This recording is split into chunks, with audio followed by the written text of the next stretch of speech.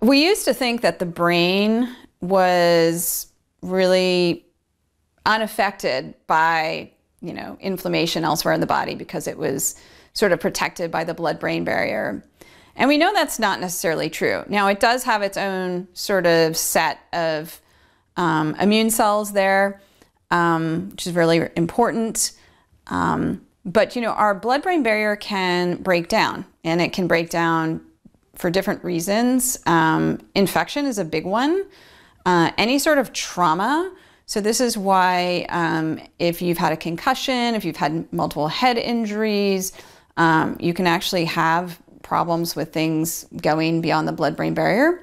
And we know that if we are having an inflammatory response that starts in, the gut, which is where probably about 70% of our immune activity occurs, it can be transmitted back up through, for example, the vagus nerve and other ways to the brain, and you can have issues with inflammation. So perfect example is gluten.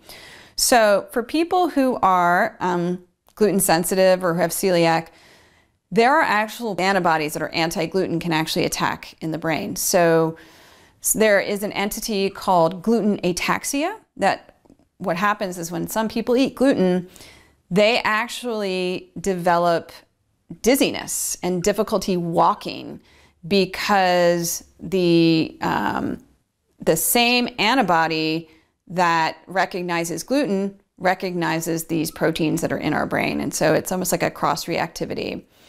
So we know that's really important. We also know that people who have higher amounts of certain herpes viruses or viruses in the body may have a slightly increased risk of neurodegenerative disease.